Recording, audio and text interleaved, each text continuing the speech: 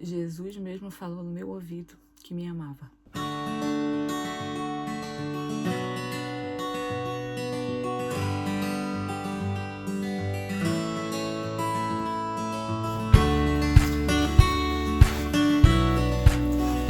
Aos 12 anos de idade eu vivi uma experiência inesquecível e que eu nunca contei em lugar nenhum. Então eu acho que já está na hora de eu contar aqui.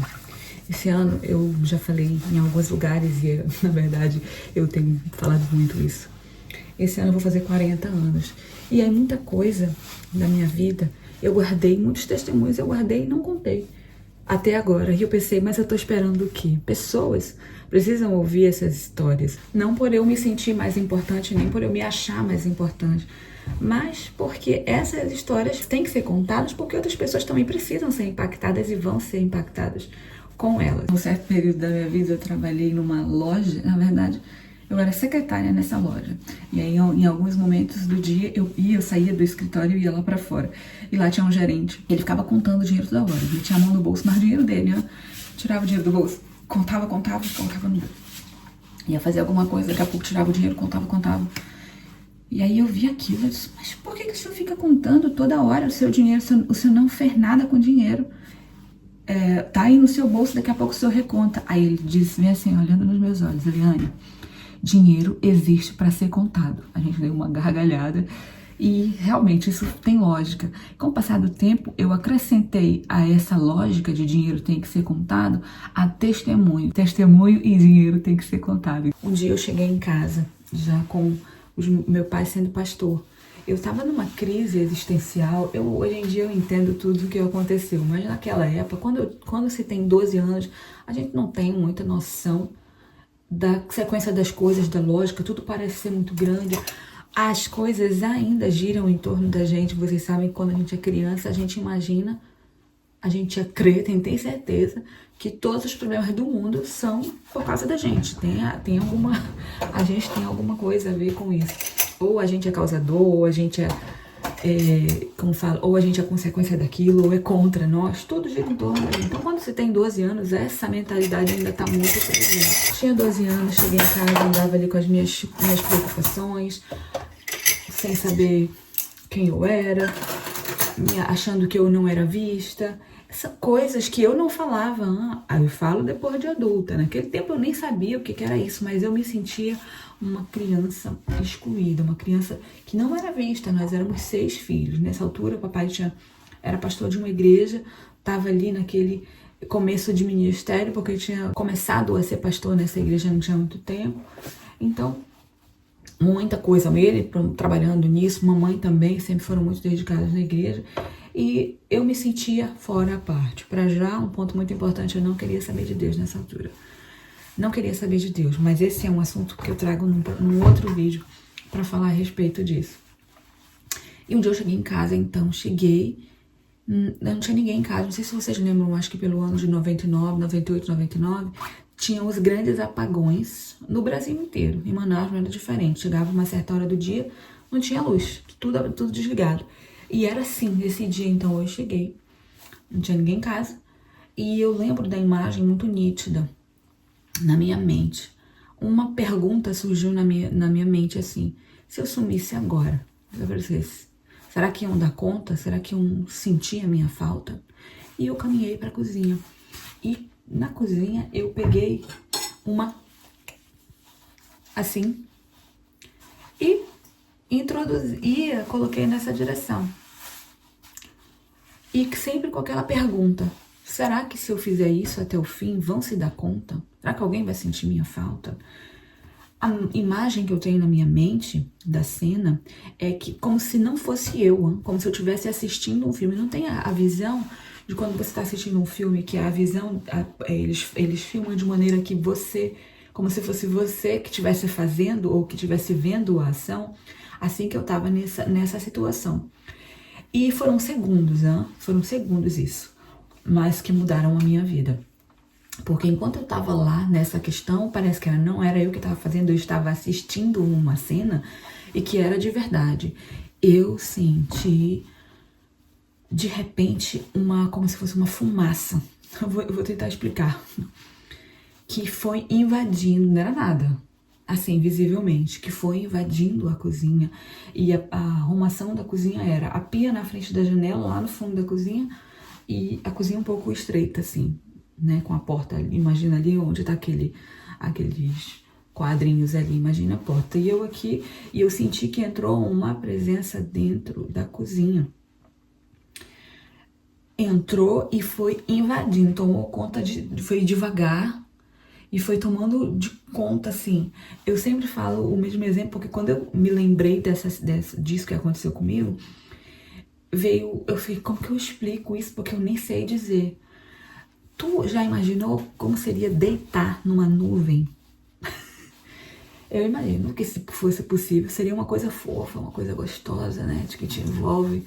Foi assim que eu senti essa presença chegando no lugar, que tomou de conta e eu fiquei, ai, tão gostoso aquilo, assim. Foi me envolvendo, e uma mão forte segurou aqui no meu pulso.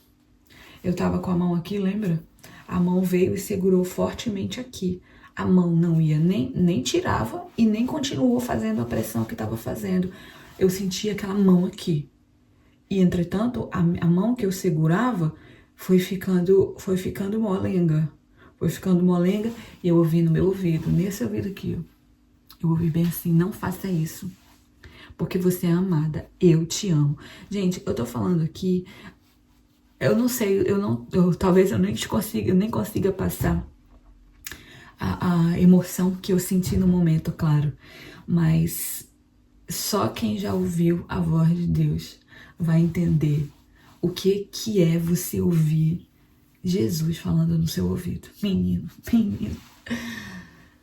Uma voz firme, uma voz com autoridade, mas não foi uma voz que me deu medo.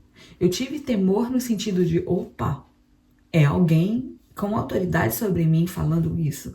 Eu não tive em momento nenhum, não tive medo, mas eu tive temor. Será que vocês conseguem me compreender?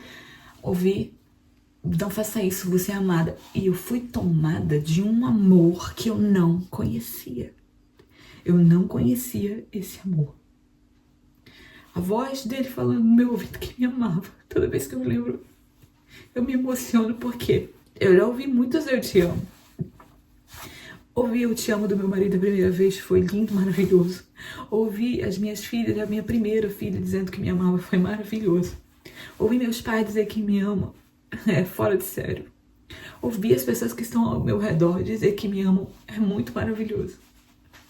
Mas ouvi a voz de Jesus falando no meu ouvido que ele me amava, que eu não precisava fazer aquilo, porque ele me amava. Foi tão impactante aquilo. Foi como se eu tivesse acordado de um sonho. Aquele objeto que eu tinha na minha mão voou. Eu nem sei pra onde. Eu saí correndo da cozinha e fui pro quarto.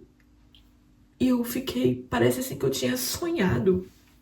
Mas eu tava bem acordada, eu tava sozinha em casa, eu tava bem acordada. E eu guardei essa experiência no meu coração durante alguns anos, até ter um encontro verdadeiro com Jesus. Porque eu achava que por eu ser filha de crente, eu também automaticamente já era filha dele. Mas até que um dia, alguns anos mais à frente, eu tava num culto e ouvi a mensagem do pastor que dizia: se você morrer hoje, a sua alma vai pra onde? Eu fiquei pensando, eu nunca pensei a sério nisso. E naquele dia, eu me lembrei de todas as vezes que minha mãe me vinha orar comigo de noite, porque eu fui uma criança muito atormentada, com medo. Então eu tinha muito medo. E a mamãe sempre vinha de noite e dizia: olha, Eliane, quem tem Jesus não tem medo. Sabe, eu tenho medo, então eu não tenho Jesus. Ela dizia: você quer receber Jesus como seu Salvador? Eu fiz essa oração várias vezes na minha vida. Mas não era porque eu queria Jesus, eu simplesmente não queria ter medo. E naquele dia que o pastor fez essa pergunta: se você morresse hoje, sua alma ia pra onde? Eu comecei a pensar: meu Deus, Deus não tem neto. Meus pais são filho dele, mas eu não. Eu preciso, Senhor, a partir daquele momento, eu fiz essa oração: Senhor, eu preciso do teu perdão. Eu preciso que o Senhor venha habitar dentro do meu coração, porque eu creio que o Senhor é o Filho de Deus, eu quero que o Senhor seja o meu Salvador, porque eu sei que o Senhor é meu Salvador, mas eu quero que o Senhor seja o meu Senhor. E a partir daquele momento, eu devia ter uns 15 anos, 14 para 15 anos, eu recebi o perdão de Jesus.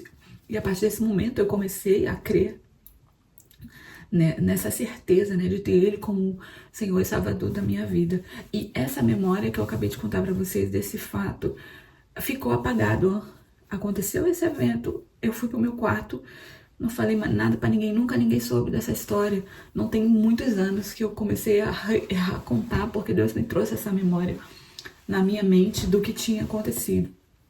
Eu só imagino como você, talvez, que tenha muitos traumas de várias coisas que aconteceu ao longo da sua vida, que te decepcionaram, que te frustraram, e essas experiências ficaram embaixo dessas frustrações. Eu era alguém que eu não me sentia amada, eu não me sentia querida, eu não sentia que eu fazia parte daquele ambiente. A minha casa era só louvor, adoração o tempo inteiro. Meus pais foram ministros de louvor, depois meu pai se tornou pastor, minha mãe, eles sempre implantaram igrejas, sempre estavam envolvidos com evangelismo, mas eu não me sentia parte dali.